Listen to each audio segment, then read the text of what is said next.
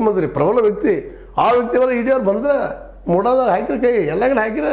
ಇನ್ನು ಇದ್ರ ಮತ್ತು ಇದ್ರಾಗ ಹಾಕಬಾರ್ದು. ಮೂಡಾದವರು ಮೂಡಾಗೆ ಹಾಕಿದಂತ ಕೈ ಹಾಕಿದ ಜನ CBI ಇದ್ದವರು ಅಥವಾ ED ಅವರು ಈಗ ಹಾಕಲಿ, NIA ಅದನ್ನು ಮಾಡಲಿ, ಒಟ್ಟಿನಲ್ಲಿ ಎಲ್ಲಗಳು ತನಿಖೆ ಆಗಲಿ.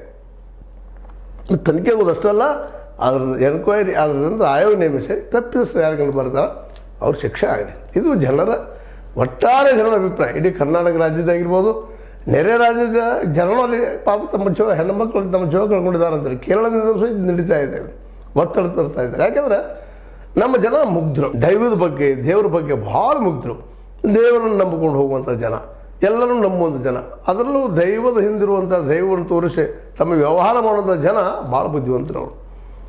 ಅವರು ಇದ್ದಂಥವ್ರು ಈ ಕೆಲಸ ಮಾಡಿದಾರಂತ ಒಂದು ಇಲ್ಲಿವರೆಗೆ ಇದ್ದಂಥ ಬಲವಾದ ಒಂದು ನಂಬಿಕೆ ಎಲ್ಲರದು.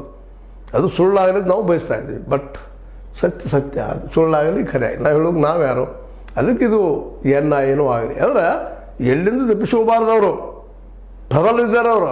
ಆ ಪ್ರಬಲನ ಹಿಡಿಬೇಕಾಯ್ತು ಅಂದರೆ ಪ್ರಬಲವಾದಂತಹ ಎಲ್ಲ ಶಕ್ತಿಗಳು ಕೂಡಬೇಕಾಗ್ತದೆ. ಆ ದಿಶೆಯಲ್ಲಿ SIT ನೇಮಿಸಿದ್ದಂತೂ ಬಹಳ ಉತ್ತಮ ಕೆಲಸ ಮಾಡಿದ್ರು ಕೊನೆಗೊಳಿಸಿದವರು. ಇಲ್ಲಿ ನಾವು ಒಂದನ್ನು ಗಮನಿಸ್ಬೇಕಾಗ್ತದೆ. ಯಾಕಪ್ಪ ಅಂತಂದ್ರೆ ನಮ್ಮ ಸೆಂಟ್ರಲ್ ಗೌರ್ಮೆಂಟು ವಿರೋಧ ಪಕ್ಷಗಳ ನಾಯಕರನ್ನು ಹಿಡಿಬೇಕಾದ್ರೆ ಎಲ್ಲಾದರೂ ಬಂದು ಸೇರ್ಕೊಂಡ್ಬಿಡ್ತಾರೆ, ಇಡಿ ಹಾಕಿ ಮಾತನಾಡಿ. ಜೊತೆಗೆ ವರ್ಷ ತನಕ ಹೋರಾಟ ಮಾಡಿದ್ರು ರೈತರು. ಆ ಸಂದರ್ಭದಲ್ಲಿ ನಮ್ಮ ಸೆಂಟ್ರಲ್ ಗೌರ್ಮೆಂಟು ಕೊನೆಗೆ ಅದ್ರ ಹಿಂದೆ ತಗೊಳ್ದಂತ ಸಹಿತ ಇದುವರೆಗೆ ತಗೊಂಡಿಲ್ಲ 3 ಕಾನೂನುಗಳನ್ನು.